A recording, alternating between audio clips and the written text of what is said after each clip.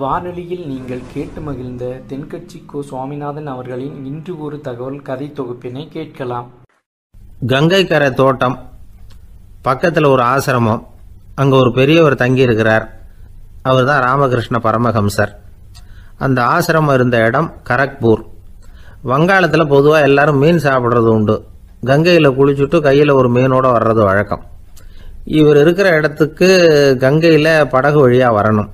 அப்படி தான் எல்லோரும் வருவாங்க. வர்றவங்களை ஒன்று கூட்டி ஆன்மீக விஷயங்களை பற்றி பேசிக்கிட்டு இருப்பார். ஒவ்வொரு நாள் ஒவ்வொருத்தர் நகரத்துக்கு போகணும். வரும்பொழுது மீன் கொண்டுகிட்டு வரணும். அதுக்கு ஒரு அட்டவணையே உண்டு ஆசிரமத்தில். அது பிரகாரம் ஒரு நாள் சுவாமி யோகானந்தர் படகுல போனார்.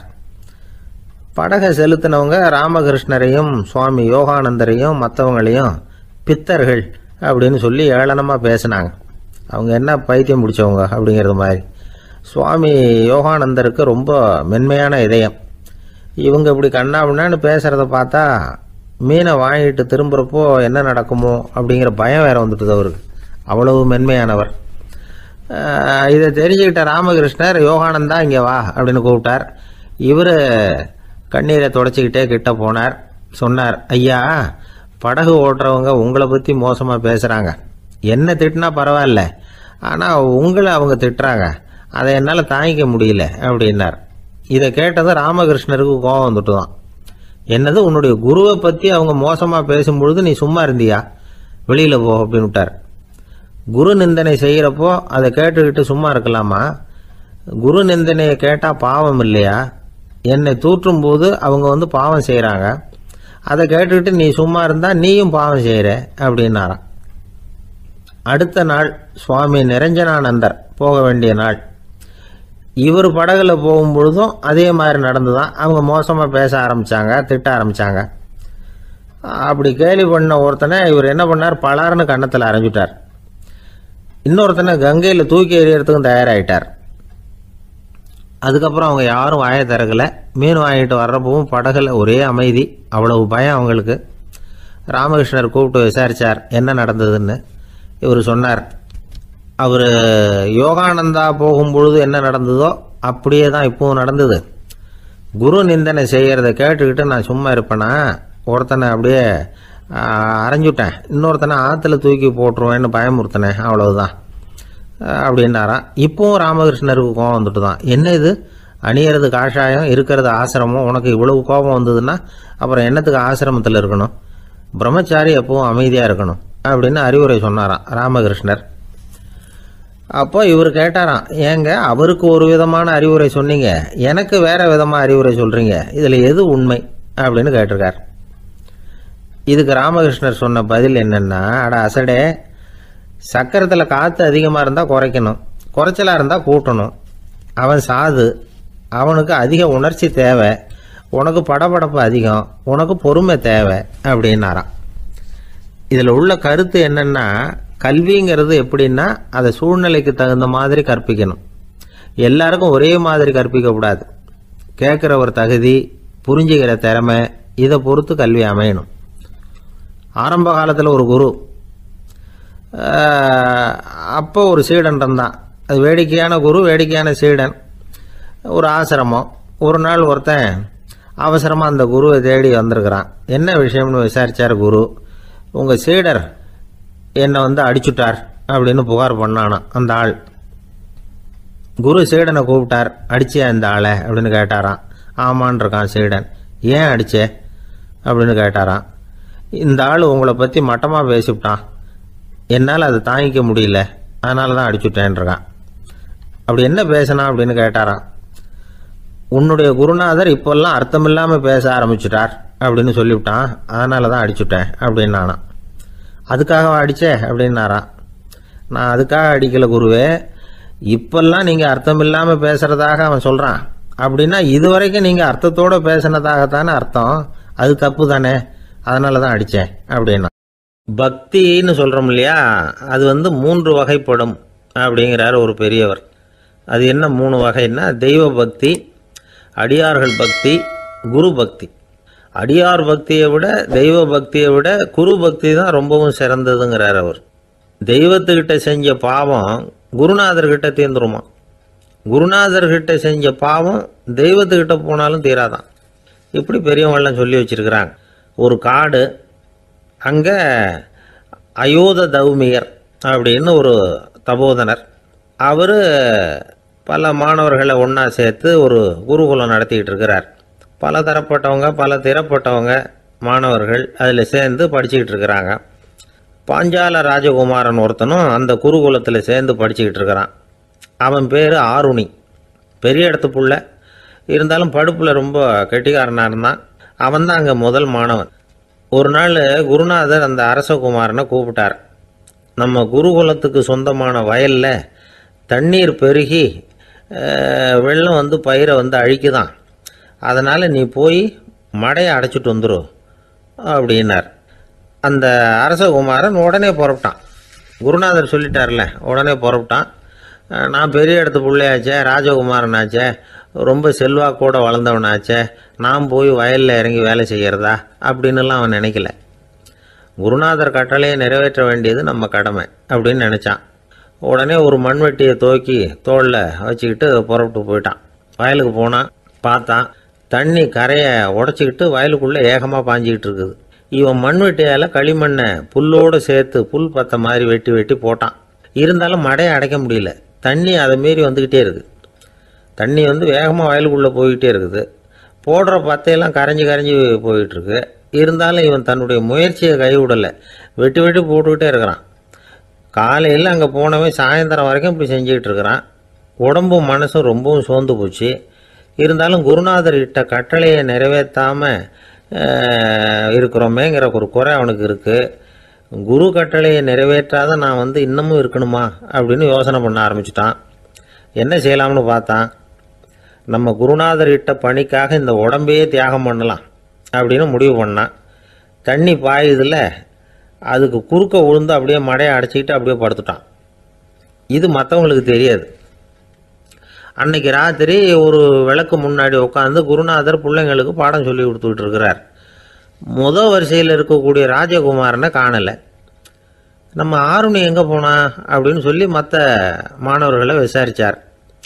இப்போ அவங்க சொன்னாங்க, சுவாமி அவன் காலையில் வயலுக்கு வந்து மடையை அடைக்கிறதுக்காக போனான், நீங்கள் தான் போக சொன்னீங்க, இன்னும் திரும்பி வரல அப்படின்னு அவர் பையன். குருநாதர் உடனே ஒரு தீவெட்டி எடுத்துக்கிட்டு மாணவர்களை அழைச்சிக்கிட்டு வயலுக்கு போனார். அங்கே போய் பார்த்தா ஆளை காணும். ஆருணி ஆருணின்னு சொல்லி சத்தம் போட்டு கூப்பிட்டு பார்க்குறார். நான் இங்கே இருக்கேன் குருநாதா அப்படின்னு காலுக்கு அடியிலேருந்து ஒரு சத்தம் வருது. குனிஞ்சு பார்த்தா அவன் மடையில் படுத்துருக்கிறான். என்னப்பா இதுன்னார். காலையிலேருந்து இந்த மடையை அடைச்சி பார்த்தேன் சுவாமி, முடியல, அதனால் இப்படி குறுக்க படுத்துட்டேன். என்னை தாண்டறதுக்கு பயந்து போய் தண்ணியே தேங்கி நின்றுட்டுது அப்படின்னா. அவனுடைய குரு பக்தியையும் அவனை தாண்டறதுக்கு அஞ்சு நிற்கிற தண்ணி தேக்கத்தையும் பார்த்துட்டு எல்லாரும் ரொம்ப ஆச்சரியப்பட்டு போயிட்டாங்களாம். ஆருணி எழுந்திரிச்சு வா அப்படின்னு கூப்பிட்டாரான் குருநாதர். அவன் தண்ணீரை பொழந்துக்கிட்டு எழுந்திரிச்சு வந்தானான். அதனால் அவனுக்கு வந்து உத்தாலகன் அப்படின்னு ஒரு பேர். உத்தாலகன்னா தண்ணீரை பிளந்தவன் அர்த்தம். அந்த உத்தாலகன் மாதிரி இந்த காலத்து மாணவர்களுக்கும் குரு பக்தி வேணும் அப்படின்னு சொன்னோம் ஒரு பள்ளிக்கூடத்தில். உடனே நிறைய மாணவர்கள் எழுந்திரிச்சு நின்னாங்க. சார், நீங்கள் எங்களை வந்து இன்னமும் சரியாக புரிஞ்சுக்கலன்னு நினைக்கிறோம். அன்னைக்காவது ஒருத்தன் அப்படி இருந்தான், இன்னைக்கு ஏகப்பட்ட உத்தாலகர்கள் இருக்கிறோம். எங்கள் வாத்தியார் கட்டளை இட்டால் இப்போவே அது மாதிரி வயலுக்கு போய் மடையில் குறுக்கப்படுத்துக்கிறதுக்கு இந்த வகுப்பில் உள்ள அத்தனை பேரும் தயாராக இருக்கிறோம் அப்படின்னாங்க. அப்படியா அப்படின்னு சொல்லி கேட்டோம் ரொம்ப சந்தோஷமாக. ஒருத்தன் ரொம்ப அடக்கமாக எழுந்திரிச்சான். அப்புறம் சொன்னான், ஆமாம் சார், வகுப்பில் வந்து இவர் நடத்துகிற பாடத்தை கேட்டுக்கிட்டு இருக்கிறத விட பேசாமல் போய் மடையில் படுத்துடுறது ஒன்றும் கஷ்டமான காரியமாக இருக்காது, அதனால தான் எல்லாரும் அங்கே போகிறேன்னு சொல்கிறோம் அப்படிங்கிறான். ஒரு பெரியவர் உட்கார்ந்துருக்கிறார். அவரை சுற்றி அவருடைய தோழர்கள் உட்காந்துருக்கிறாங்க. ஏதோ ஒரு முக்கியமான செய்தியை அவர் வந்து அவங்களுக்கு சொல்லிகிட்டு இருக்கிறார். அவங்களும் ஆர்வமாக கேட்டுக்கிட்டு இருக்கிறாங்க. இந்த சமயத்தில் யாரோ ஒரு ஆள் வேகமாக அங்கே வர்றார். வர்ற வேகத்திலேயே எனக்கு ஏதாவது உதவி செய்யுங்க அப்படின்னு கேட்டுக்கிட்டே வர்றார். கேட்கறது உதவி, ஆனால் குரல் வந்து மிரட்டுறது மாதிரி இருக்குது, அதட்டி கேட்கறது மாதிரி இருக்குது. இதை கேட்டதும் அந்த பெரியவர் ஆத்திரப்படலை, ஆனால் அவரை சுற்றி இருந்தவங்க ஆத்திரப்பட்டாங்க. இதை பெரியவர் கவனித்தார். கொஞ்சம் அமைதியாக இருங்கன்னார். வந்தவரை கூப்பிட்டார். அவருக்கு சில பொருள்களை கொடுத்தார். என்னங்க இப்போ உங்களுக்கு மகிழ்ச்சி தானே அப்படின்னார். ஆ அப்படின்னு அலட்சியமா அவர் சொல்றார். நான் உங்களை நல்ல முறையில் நடத்தினேன்னா அப்படின்னு கேட்குறாரு அவர் மறுபடியும். அதெல்லாம் ஒன்றும் இல்லை அப்படின்னு சொல்லி அவர் சொல்லிட்டு இருக்கிறாரு. குரலில் கடுமை குறையில. சுற்றி இருந்தவங்களால இதை பொறுத்துக்க முடியல. கோபத்தோடு அவரை நோக்கி நெருங்க ஆரம்பித்தாங்க. பெரியவர் அவங்களையெல்லாம் தடுத்து நிறுத்தினார். வந்தவரை வாங்க என்னோட அப்படின்னு சொல்லி அழைச்சிட்டு போனார். வீட்டுக்கு போனார். அங்கே போனதும் இன்னும் சில பொருள்களை எடுத்து அவர்கிட்ட கொடுத்தார். இப்போ திருப்தி தானே, நான் உங்ககிட்ட நல்ல முறையில் நடந்துக்கிட்டேனா அப்படின்னார். அவர் முகம் இப்போ தான் கொஞ்சம் மலர்ந்தது. ரொம்ப நன்றி, இறைவன் உங்கள் குடும்பத்துக்கு எல்லா நன்மைகளையும் செய்வான் அப்படின்னு சொன்னார். இதே வார்த்தைகளை என்னுடைய தோழர்கள்கிட்டே சொல்லிட்டீங்கன்னா அவங்க கோபம் தணிஞ்சிரும், வர முடியுமான்னார். கண்டிப்பாக வர்றேன் அப்படின்னாரு. மறுநாள் காலையில் அந்த இடத்துக்கு வந்தார். அதே மாதிரி சொல்லிவிட்டு அவர் போயிட்டார். தோழர்கள்லாம் ரொம்ப வியப்போடு பெரியவரை பார்த்தாங்க. அந்த பெரியவர் தான் நபிகள் நாயகம். அவர் சொன்னார், ஒருத்தன் ரொம்ப ஆசையாக ஒரு ஒட்டகத்தை வளர்த்துக்கிட்டு வந்தான். ஒரு நாள் அந்த ஒட்டகம் கயத்தை அறுத்துக்கிட்டு ஓடி போயிட்டுது. அக்கம் பக்கத்தில் இருக்கிறவங்கெல்லாம் அந்த ஒட்டகத்தை பிடிக்கிறதுக்கு முயற்சி பண்ணாங்க. அதை துரத்திக்கிட்டு ஓடினாங்க. ஒட்டகம் தாறுமாறாக ஓட ஆரம்பிச்சுது. இந்த சமயத்தில் ஒட்டகத்தை வளர்த்தவன் அங்கே ஓடி வந்தான். நீங்கள் அதை ஒன்றும் செய்ய வேணாம், விட்டுருங்க. அதோட சுபாவம் எனக்கு நல்லா தெரியும். அதை சுலபமாக என்னோட வழிக்கு கொண்டுட்டு வந்துட முடியும். நான் பார்த்துக்கிறேன், விட்டுருங்கோ அப்படின்னா. எல்லாரும் விலைக்கு போயிட்டாங்க. இவன் என்ன செஞ்சான் தெரியுமா? கொஞ்சம் புல்லை கையில் எடுத்துக்கிட்டு அந்த ஒட்டகத்தை நெருங்கினான். அவ்வளவுதான். அது ஓடி இவன் காலடியில் உட்காந்துக்கிட்டது. செல்லமாக அதை அப்படியே தடவி கொடுத்தான். முதுகில் ஏறி உட்காந்துக்கிட்டான். அது பாட்டுக்கு சாதுவாக நடந்து போகுது. இந்த கதையை நபிகள் நாயகம் தம்முடைய தோழர்களுக்கு சொல்றார். ஒட்டகத்தை மட்டும் இல்லை, சில மனிதர்களையும் கூட சில விதத்தில் அணுகிதான் அவர்களை சீர்திருத்த வேண்டியிருக்குது அப்படிங்கிறத அவங்களுக்கு உணர்த்தினார். இது ஒரு அழகான உளவியல் அணுகுமுறை. சில குடும்ப தலைவர்கள் கூட இந்த ஒட்டகம் மாதிரி நடந்துகிறது உண்டு. அப்புறம் அடங்கி போகிறதும் உண்டு. ஒரு குடும்ப தலைவர் காலையில் எழுந்திரிச்சதுலேருந்து சத்தம் போட்டு கத்திக்கிட்டு இருப்பார். பக்கத்தில் இருந்தவங்கெல்லாம் ஓடி போய் சமாதானம் பண்ணி பார்த்தாங்க. அவர் ஓயறது மாதிரி தெரியல. கடைசியில் அவர் மனைவி வந்தாங்க. நீங்கள் எல்லாம் விலகி போயிடுங்க, அவர் சுபாவம் எனக்கு தெரியும், நான் பார்த்துக்கிறேன் அப்படின்னாங்க.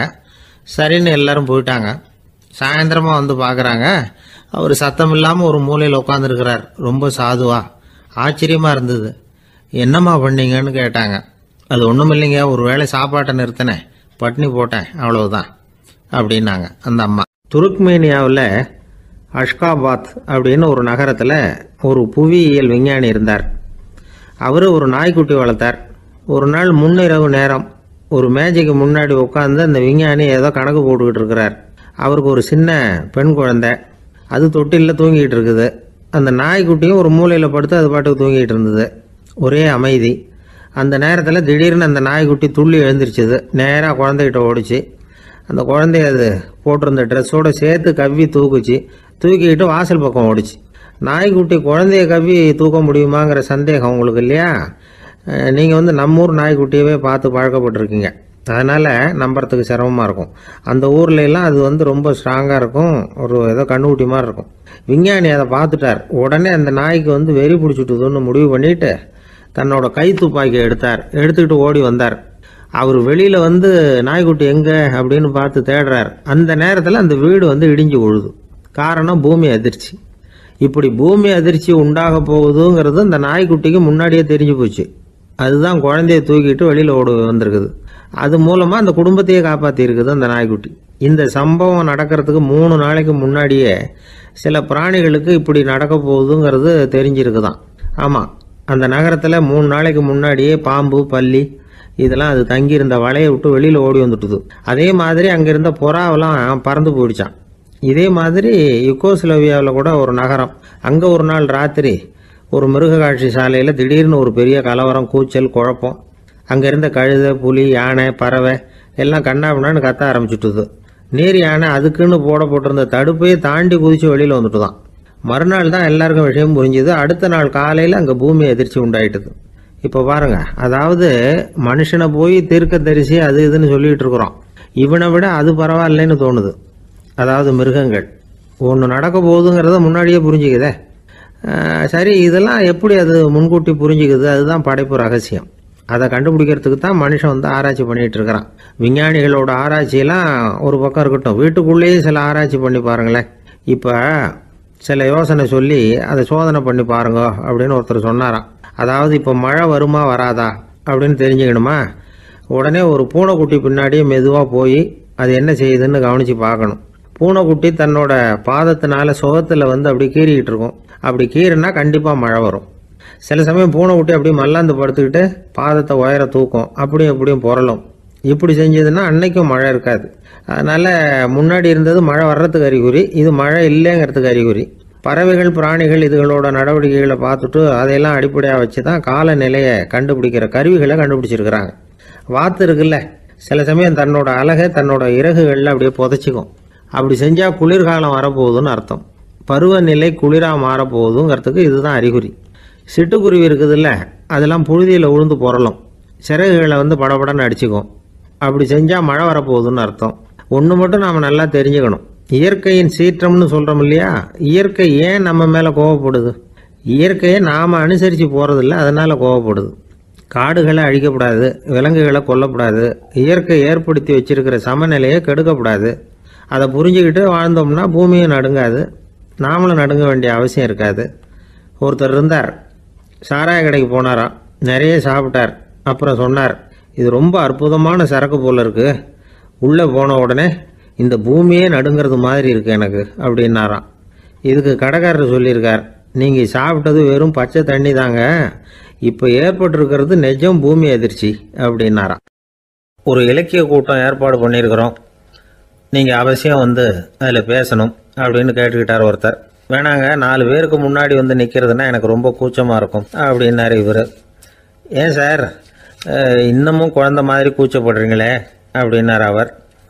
அவர் ஒரு மாதிரியாக சமாளித்து அனுப்பி வச்சுட்டு அதுக்கப்புறம் அதை பற்றி இவர் யோசித்து பார்த்துருக்கார். சில நிபுணர்கள் எழுதியிருக்கிறத படித்தும் பார்த்துருக்கிறார். மனோதத்துவ நிபுணர்கள் என்ன சொல்கிறாங்க தெரியுமா?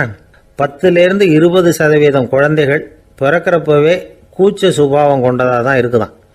ஒரு தாத்தா தன்னோட பேர பிள்ளைய ஆசையாக கூப்பிடுறார் விளையாட்டு காட்ட, அதை அழுதுகிட்டு ஓடி போகுது. ஒரு அம்மா தன்னோட பிள்ளைய பள்ளிக்கூடத்தில் சேர்க்கறதுக்காக கூப்பிட்டுக்கிட்டு போகிறாங்க. அந்த புள்ள அம்மாவோட முந்தானையில் ஒளிஞ்சிக்கிட்டு வெளியில் வரமாட்டேங்குது. இவங்களெல்லாம் எப்படி சமாளிக்கிறது? குழந்தைகளோட கூச்ச சுபாவத்தை போக்குறது எப்படி?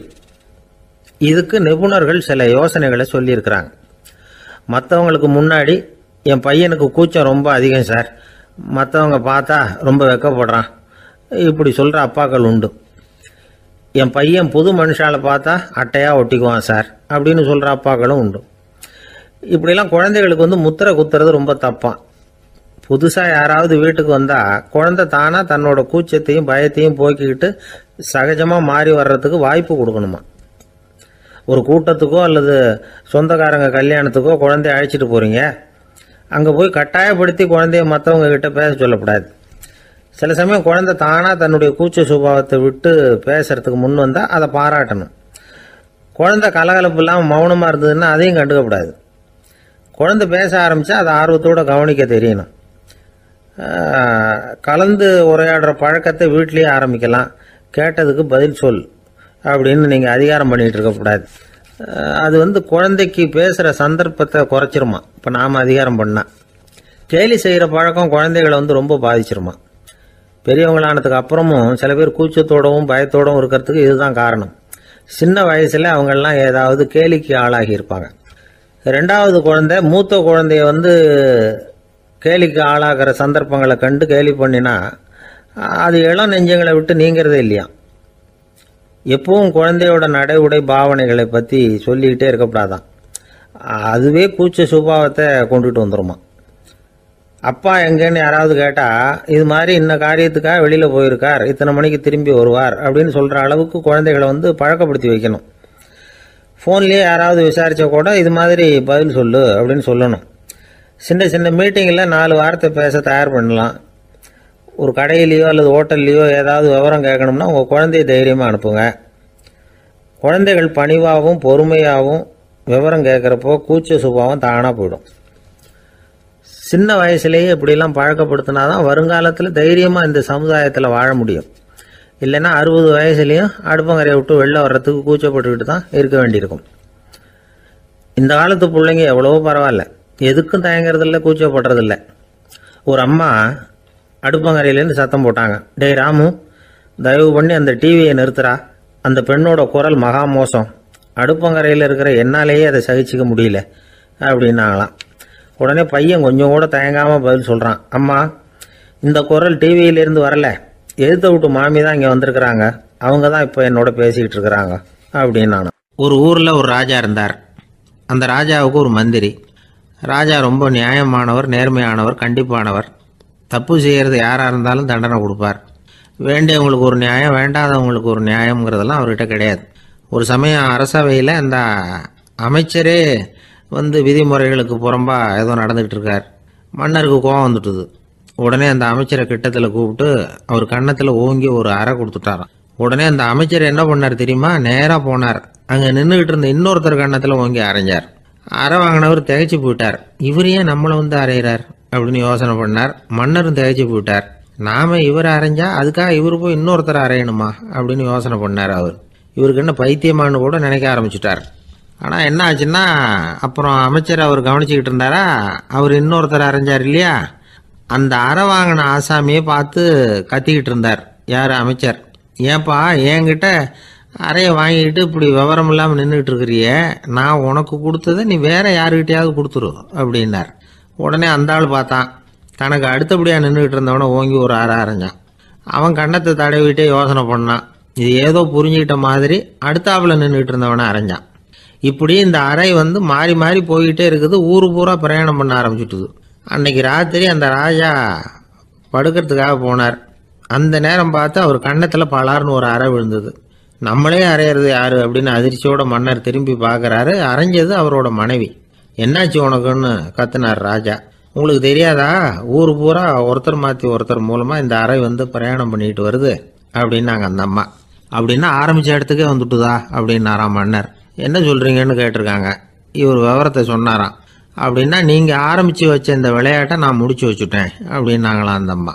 மறுநாள் காலை மறுபடியும் அரசவை கூடிச்சு அந்த அமைச்சர் மன்னரை பார்த்து கேட்டார், என்ன மகாராஜா, என்கிட்ட கொடுத்ததை திருப்பி வாங்கிட்டீங்களா அப்படின்னாராம். இப்படி நடக்கும்னு நான் எதிர்பார்க்கவே இல்லைன்னார் மன்னர். ஆனால் நான் எதிர்பார்த்தேன். அது எங்கே போயிட போகுது, ஊர் பூரா சுற்றி கடைசியில் உங்ககிட்ட தான் சேரும் அப்படிங்கிறது எனக்கு தெரியும் அப்படின்னார் அமைச்சர். இந்த கதை வேடிக்கையாக இருந்தால் கூட இதில் உள்ள கருத்து முக்கியமானது. இந்த உலகத்தில் பல கருத்துக்கள் இப்படி தான் மாறி மாறி சுற்றி வந்துக்கிட்டே இருக்குது. நம்மளும் ஒருத்தன் தன்னுடைய நண்பன் ஒருத்தனை கடத்தெருவில் பார்த்தான். உடனே ஓடி போய் பலார்னு ஒரு அறை கொடுத்தானா. அவன் கன்னத்தை தடவிட்டு ஏன்டா என்ன அரைஞ்சேன்னு கேட்டிருக்கான். நீ ஏன்டா என்ன முட்டாள்னு என் மனைவிட்ட போய் சொன்னேன் அப்படின்ட்டுருக்கான் அவன். உன்னை ஒரு முட்டாள்னு சொன்னதுக்காகவா நீ என்ன அரைஞ்ச அப்படின்னு கேட்டிருக்கான் இவன். டேய், நான் அதுக்காக அறையலப்பா, அது ஒரு பெரிய ரகசியம். நான் முட்டாளுங்கிறது அந்த ரகசியத்தை நீ ஏன் எங்கள் வீட்டில் போய் சொன்னேன், அதுக்காக தான் அரைஞ்சேன் அப்படின்னு நானும் அவன். வங்க நாவலாசிரியர் சரத் சந்திரர் ஒரு நண்பர் அவர்கிட்ட வந்தார்.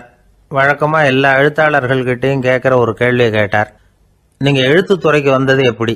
இதுதான் கேள்வி. அதை தெரிஞ்சு என்ன பிரயோஜனம்னார் சரத் சந்திரர்.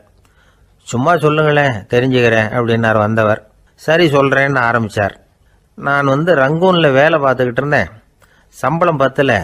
வேலையும் பார்த்துக்கிட்டு ஒரு பலசரக்கு கடை வைக்கலாம்னு நினச்சேன். என்னால் மளிகை கடை வச்சு சரியாக நடத்த முடியுமாங்கிற சந்தேகம் என் மனைவிக்கு. அதை சோதனை பண்ணி பார்க்கணுங்கிறதுக்காக சில பொருள்களின் அளவு, அதோட விலை, இப்படி சிலதை சொல்லி எல்லாத்தையும் மனக்கணக்காக கூட்டி போட சொன்னாங்க. என்னால் சரியாக கூட்டி சொல்ல முடியல. உங்களால் மளிகை கடை நடத்த முடியாதுன்னு சொல்லிவிட்டாங்க. உடனே என்ன பண்ணுறது, வேறு வழி இல்லை, கதை எழுத ஆரம்பிச்சிட்டேன் அப்படின்னார். கேட்டவருக்கு சிரிப்பு வந்துட்டு தான். சரத் சந்திரர் ஒரு பக்கம் சீரியஸான நாவல்கள், சிறுகதைகள் எழுதியிருந்தாலும் அவருடைய இன்னொரு பக்கம் வேற விதம். நண்பர்கள்கிட்ட பேசும்பொழுதும் சரி, அவர்களுக்கு கடிதங்கள் எழுதும்போதும் சரி, கேலியும் கிண்டலும் நகைச்சுவை உணர்வும் அதிகமாக இருக்கும். காந்திஜி ஒரு சமயம் கல்கத்தாவுக்கு வந்திருந்தார். தேசபக்தர்கள் பல பேர் அவர்கிட்ட பேசிக்கிட்டு இருந்தாங்க. அப்போது சரத் சந்திரரும் அங்கே இருந்தார். கிரண் சங்கர் ராய் அப்படிங்கிறவரும் அங்கே இருந்தார். அவர் சொன்னாராம், காந்திஜியோட பழகிய முதல் வங்காளி நான் தான். போயர் யுத்த காலத்தில் இவர் லண்டனுக்கு வந்திருந்தப்போ என்கிட்ட தான் வங்காள மொழி கற்றுக்கிட்டார் அப்படின்னாராம். உடனே சரத் சந்திரர் காந்திஜியை பார்த்து, இவர் உங்களுக்கு வங்காள மொழி கற்றுக் கொடுத்தது உண்மைதானா அப்படின்னாராம். ஆமான்னாராம் காந்தி. அதனால தான் உங்களால் வங்காள மொழி கற்றுக்க முடியல அப்படின்னாராம். எல்லாரும் சிரிச்சாங்களாம். சரத் சந்திரர் சாம்தாபேர் அப்படிங்கிற கிராமத்தில் தங்கியிருந்தார் ஒரு இலக்கிய நிகழ்ச்சியில் கலந்துக்கிறதுக்காக. அதுக்காக ஒரு கல்கத்தாவுக்கு போக வேண்டிய சூழ்நிலை. அதுக்காக புறப்பட்டார். அந்த சமயத்தில் பின்னாடி இருந்து யாரோ அவரை கூப்பிட்டாங்க. இப்படி கூப்பிட்டவரை பார்த்து இன்னொருத்தர் யாரோ அதட்டி இருக்கிறாங்க. போகிறவரை ஏன் இப்படி கூப்பிடுறீங்க அப்படின்னு. ஏன் கூப்பிட்டா என்னன்னு கேட்டிருக்கார் சரத் சந்திரர். புறப்படுறவங்கள பின்னாடி இருந்து கூப்பிடுறது அபசகுனம், போகிற இடத்துல ஏதாவது ஆபத்து வரலாம் அப்படின்னு அதுக்கு விளக்கம் கொடுத்துருக்கிறார் அவர். உடனே சரத் சந்திரர் சொன்னாராம், இதோ இவங்க என்ன இலக்கிய கூட்டத்துக்கு அழைச்சிட்டு போகிறாங்களே, இதை விட வேற என்ன ஆபத்து வந்துட போகுது அப்படின்னாராம். இப்படி சரத் சந்திரருக்கு இயல்பாகவே நகைச்சுவை உணர்வு உண்டு. அவருடைய நண்பர் ஒருத்தர் வீட்டுக்கு கூப்பிட்டுருந்தார். அங்கே ஒரு கச்சேரிக்கு ஏற்பாடு பண்ணியிருந்தாங்க. சரத் சந்திரருக்கு இயல்பாகவே கச்சேரியில் நீண்ட ஆலோசனையெல்லாம் கேட்கறதுக்கு பொறுமை இருக்காது. அதனால் மெதுவாக பாட போகிறவர் எப்படி அப்படின்னு கேட்டிருக்கார். அவருக்கு ரொம்ப நல்லா பாட தெரியும் அப்படின்னு சொல்லியிருக்கிறாங்க. அதுக்கு சரத் சந்திரர், பாட தெரியுங்கிறது சரி, பாட்டை நிறுத்த தெரியுமா அதை சொல்லுங்க முதல்ல அப்படின்னாராம். ஐயா, உங்கள் பேரை தொடர்ந்து தினம் கேட்டுக்கிட்டு இருக்கிறேன் அப்படின்னார் ஒருத்தர். தொடர்ந்து கேட்குறீங்களே, உங்களுக்கு காது வலிக்கலையா அப்படின்னு கேட்டோம். பேசுகிற உங்களுக்கே வாய் வலிக்கல அப்படிங்கிறப்போ கேட்குற எங்களுக்கு எப்படி காது வலிக்கும் அப்படின்னார். நம்ம உடம்புல ஒரு அதிசயம் என்ன தெரியுமா? ரொம்ப நேரம் நாம் நடக்கிறோம்னு வச்சுக்கோங்க, கால் வலிக்கும். ரொம்ப நேரம் வேலை செஞ்சால் கை வலிக்கும், உடம்பு வலிக்கும். ரொம்ப நேரம் பார்த்துக்கிட்டே இருந்தால் கண்ணு வலிக்கும். ரொம்ப நேரம் பேசிக்கிட்டே இருந்தால் வாய் கூட வலிக்கும். ஆனால் ரொம்ப நேரம் கேட்டுக்கிட்டே இருக்கிறதுனால காது வலிக்கிறது இல்லை. அதனால் கேட்கறதுக்கு முக்கியத்துவம் கொடுத்தாங்க நம்ம பெரியவங்க. திருவள்ளுவர் தேவையில்லாமல் வார்த்தைகளை உபயோகப்படுத்த மாட்டார். ஒரு திருக்குறள்னு எடுத்துக்கிட்டாவே அதில் மொத்தம் 7 வார்த்தைகள், அவ்வளவுதான். அப்படி 7 வார்த்தைகள் மட்டுமே உள்ள ஒரு திருக்குறளில் வள்ளுவர் ஒரே வார்த்தையை 5 தடவை உபயோகப்படுத்தியிருக்கிறார், திரும்ப திரும்ப பயன்படுத்தியிருக்கிறார். அப்படின்னா அதை எந்த அளவுக்கு வலியுறுத்தி சொல்றார் அப்படிங்கிறத நாம் புரிஞ்சுக்கணும். அது என்ன குறள்? செல்வத்துள் செல்வம் செவிச்செல்வம், அச்செல்வம் செல்வத்துள் எல்லாம் தலை. செவிச்செல்வம்ங்கிறது அவ்வளவு முக்கியமானது. கற்றலின் கேட்டல் நன்று. அதிகம் கேட்கணுங்கிறதுக்காகத்தான் எவ்வளவு கேட்டாலும் காது வலிக்கிறது இல்லை. குறைச்சலாக பேசணும், அதிகமாக கேட்கணும். இன்னொரு விஷயம் கவனிங்க, நம்ம உடம்புல கண்ணுக்கு மூடி இருக்குது, எதையாவது நாம் பார்க்க விரும்பலைன்னா உடனே கண்ணை மூடிக்கலாம். நம்ம வாய்க்கு மூடி இருக்குது, பேச விருப்பம் இல்லையா, வாயை மூடிக்கலாம். மூக்குக்கு கூட மூடிக்கிற வசதி இருக்குது, எதையாவது முகர விருப்பம் இல்லையா, மூச்சை அடக்கிக்கலாம். ஆனால் பாருங்கள், காதுக்கு மூடி கிடையாது, அதை கையால் தான் மூட முடியும். யார் என்ன சொன்னாலும் அது நல்லதோ கெட்டதோ காதில் விழுந்துக்கிட்டு தான் இருக்கும். அறிவு தான் நல்ல விஷயங்களை எடுத்துக்கிட்டு கெட்ட விஷயங்களை விட்டுடணும். நல்ல கருத்துக்கள் நம்ம காதில் நிறைய விழுந்துக்கிட்டே இருக்கணும். அதை கேட்டு நாம் நல்லபடியாக வாழணுங்கிறது தான் படைப்பின் விருப்பம். ஆன்மீகவாதிகள் கூட ஒன்று சொல்லுவாங்க, அதாவது ஆன்மீக பாதையில் நீங்கள் முன்னேறணும்னா முதல்ல சிரவணம் செய்யணும்பாங்க. அதாவது பெரியவங்க சொல்கிற நல்ல கருத்துக்களை கேட்கணும் அப்படின்னு அதுக்கு அர்த்தம். அதனால் யார் நல்ல கருத்துக்களை சொன்னாலும் அதை காது கொடுத்து கேளுங்க. இவ்வளவு கருத்துக்களையும் நம்ம நேயர் ஒருத்தர்கிட்ட சொல்லிகிட்டு இருந்தோம். அவரும் சரி சரின்னு தலையாடிக்கிட்டே இருந்தார். அப்புறம் சொன்னார், நீங்கள் சொல்கிறது சரிதான் சார், காதுக்கு மூடி இல்லைங்கிறது ரொம்ப சரி. அதனால தான் உங்கள் தகவல் கூட நாங்கள் விரும்புகிறோமோ இல்லையோ தினம் காதில் விழுந்துக்கிட்டு இருக்குது அப்படின்னார். எங்களுக்கு ரொம்ப பெருமையாக இருந்தது. அப்படியா அப்படின்னோம். ஆனாலும் என்ன மாதிரி சில பேர் நீங்கள் தகவல் சொல்கிற சமயத்தில் காதில் மூடி இல்லையேன்னு சொல்லி கவலைப்படுறதில்ல சார் அப்படின்னார். ஏன்னு கேட்டோம். காதை மூடுறதுக்கு தானே வசதி இல்லை, ரேடியோவை மூடுறதுக்கு வசதி இருக்குதுல்ல, அதனால் டக்குன்னு அதை மூடி வச்சுருவோம் அப்படின்னார். தேசத்து மேலேயும் தாய்மொழி பேர்லையும் செலுத்துற அன்புக்கு அபிமானம்னு பேர். தேசாபிமானம்னு சொல்றமே இதுதான். ஒரு கணவன் மனைவி பேர்ல காட்டுற அன்புக்கு காதல்னு பேரு, கடவுள் பேர்ல செலுத்துற அன்புக்கு பக்தின்னு பேரு. இப்படி அன்புல பல ரகம் இருக்கிறப்போ அதுல உள்ள வித்தியாசம் தெரியாம இடம் மாத்தி அன்பு காட்டினா இடைஞ்சல் தான். சரி, இந்த அன்பை பத்தி விஞ்ஞானம் என்ன சொல்லுது தெரியுமா? இதயத்தை பாதுகாக்கிறதுக்கு முக்கியமா தேவைப்படுற ஒண்ணு இந்த அன்புதான்னு சொல்லுது. நெதர்லாந்து விஞ்ஞானிகள் இதை ஆராய்ச்சி பண்ணியே கண்டுபிடிச்சிருக்கிறாங்க. கொஞ்சம் முயல் குட்டிகளை 2 பிரிவா பிரிச்சாங்க. 2 குரூப்புக்கும் கொழுப்பு அதிகமா உள்ள ஆகாரத்தையே கொடுத்துட்டு வந்தாங்க. ஆனா ஒரு குரூப்புக்கு வெறுமன ஆகாரத்தை கொடுத்ததோட சரி, இன்னொரு குரூப் முயல்களுக்கு ஆகாரம் கொடுத்ததோட நிறுத்திக்கல. அதுக்கு முன்னாடி கூண்டுகளை திறந்து விட்டு முயல்களை கொஞ்ச நேரம் எடுத்து கொஞ்சி விட்டு அதுக்கப்புறமா ஆகாரம் கொடுத்தாராம் ஆராய்ச்சியாளர். இந்த குரூப்புக்கு இதய பாதிப்பு 60% குறைச்சலா இருந்துதான். சில நோயாளிகளுக்கு ஹார்ட் அட்டாக் வந்தாலும் அதை தாங்கிக்கிட்டு குணமாகிற சக்தி அதிகமா இருக்குது. இது எப்படின்னு ஆராய்ச்சி பண்ணி பார்த்திருக்கிறாங்க. அவங்க எல்லாம் மனைவி தன் பேர்ல ரொம்ப அன்பா இருக்கிறதாக நினைக்கிறவங்களா இருக்கிறாங்களாம். இதய நோயாளிகள் பல பேரை சந்திச்சு இதய நோய் ஏற்பட என்ன காரணம்னு கேட்டிருக்கிறாங்க. அவங்க சொன்ன காரணம்லாம் சாப்பாடு சம்பந்தமா இல்லையா, மனைவி அன்பா இல்ல, இப்படிப்பட்ட காரணத்தை தான் சொல்றாங்களாம். அதனால இதயத்தை பாதுகாக்கணும்னு நினைக்கிறவங்க அடுத்தவங்க அன்பா இருக்கிறது மாதிரி பாத்துக்குங்க, அதுதான் முக்கியம். ஒருத்தர் முகம் பூரா பிளாஸ்டரி போட்டுட்டு வந்தார், ரொம்ப கோபமா. என்னங்க ஆச்சுன்னு விசாரிச்சேன். எல்லாம் உங்களாலதான் சார்னார். விவரமா சொல்லுங்களேன். என்ன உங்க தகவலை கேட்டுட்டு ஒரு பூனைக்குட்டியை கையில எடுத்தேன், அன்பா அதை தடவி கொடுக்கறதுக்காக. ஆனா அது முந்திக்கிட்டது, அது என் முகத்தை தடவி கொடுத்துட்டுது, முகம் பூரா நகை கீறல், அதுதான் இப்படி அப்படின்னார்.